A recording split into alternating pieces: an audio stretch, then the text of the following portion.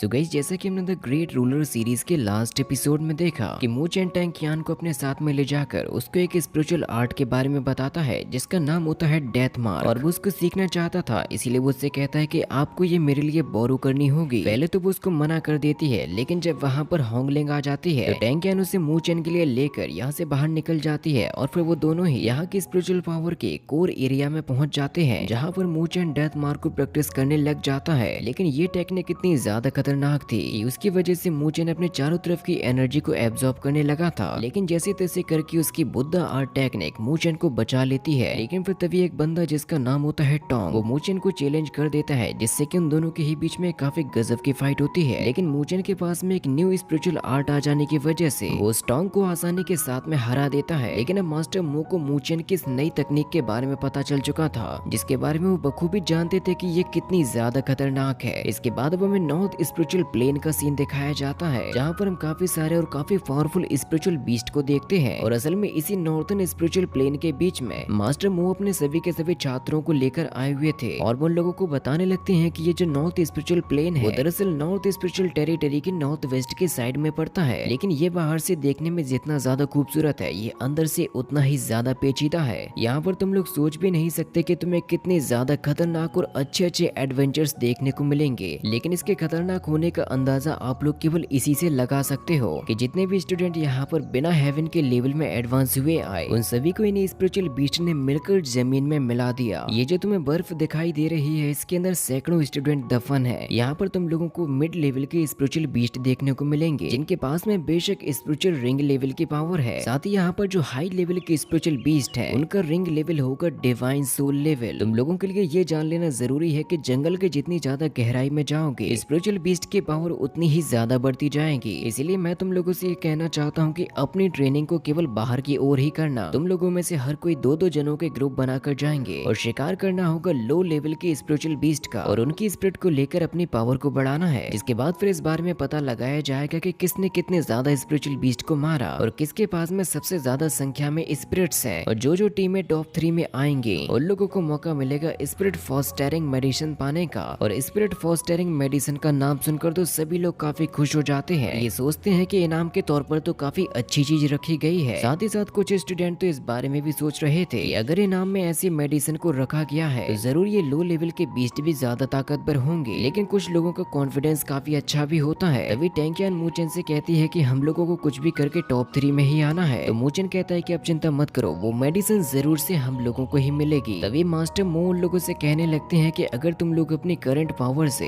Hunting में अच्छा प्रदर्शन दिखाना चाहते हो तो अपने पार्टनर का बखूबी साथ देना होगा, और अगर कोई भी किसी तरीके की गलती करते हुए पाया जाता है तो उसको बेशक सजा भी दी जाएगी। इसीलिए संभल कर रहना और अच्छा प्रदर्शन भी करना। और तुम लोगों की ये प्रैक्टिस अभी से स्टार्ट कर दी जाती है। इसके बाद फिर सभी स्टूडेंट अलग अलग डायरेक्शन में भागने लग जाते हैं अपने अपने पार्टनर के साथ में। लियू मोबाई होंगलिंग के साथ में होता है और मू चेन होता है टैंग यान के साथ में। तभी एक बंदा टैंग यान से कहने लगता है कि कहीं तुम हमारी टीम से हार मत जाना। तो टैंग यान उससे कहने लगती है कि वैसे हमारा सबसे बड़ा ओपोनेंट तो लियू मोबाई ही है। तो वो कहने लगता है कि लियू मोबाई तो नंबर 1 है हमारे पूरे नॉर्थ स्पिरिचुअल एकेडमी में। मैं तो स्पिरिचुअल मूवमेंट लेवल के एकदम सबसे कमजोर वाले स्टेज पर हूँ, मैं तो उसकी जरा सी भी बराबरी नहीं कर सकता। तो मू चेन उससे कहने लगता है कि हंटिंग में तुम्हें उसके बराबर होने की भी जरूरत नहीं है, बल्कि बात तो यह है कि तुम्हें किसी भी तरीके से टॉप 3 में आना है। तो वो कहने लगता है कि चलो ठीक है, अब हम ऐसा ही करेंगे। और मू चेन टैंग यान से कहता है कि हमें अब थोड़ा सा और अंदर की तरफ भी जाना होगा। और वो लोग तेजी के साथ में अंदर की तरफ जाने लगते हैं, जहाँ पर उन लोगों को मिलेंगे लो लेवल के स्पिरिचुअल बीस्ट। मू चेन कहता है कि देखो, 2 हमारे सामने हैं, एक का शिकार तुम करो और एक का शिकार मैं करूंगा। फिर वो दोनों ही तुरंत ही अपने अपने वेपन्स को लेकर दोनों स्पिरिचुअल बीस्ट का शिकार करने के लिए चले जाते हैं, जिससे कि यहाँ पर एक काफी गजब की चेसिंग भी शुरू हो जाती है। मू चेन कहने लगता है कि मैंने तो ये नहीं सोचा था कि ये इतना ज्यादा फास्ट होगा, और वो अपनी नाइफ से उसके ऊपर वार करता है। लेकिन उस बीस्ट की चमड़ी बहुत ही ज्यादा मोटी होती है। तभी अचानक से वो बीस्ट उसके ऊपर हमला करता है। तो मू चेन बचकर दोबारा से उसकी चमड़ी को काटने की कोशिश करता है, लेकिन अभी भी वो उसका कुछ भी नहीं बिगाड़ पा रहा था। इसीलिए वो सोचने लगता है कि आखिर इसका वीकेस्ट पॉइंट क्या होगा। तब जाकर उसको समझ में आता है कि उसका वार करना चाहिए इसके गर्दन के ऊपर, जिस पर वार करते ही ये बीस्ट काफी ज्यादा घायल हो जाता है। दूसरी तरफ हम टैंग यान को देखते हैं, जिसके पीछे वो बीस्ट पड़ा हुआ था। वो उसको हराने की और रोकने की काफी कोशिश कर रही थी,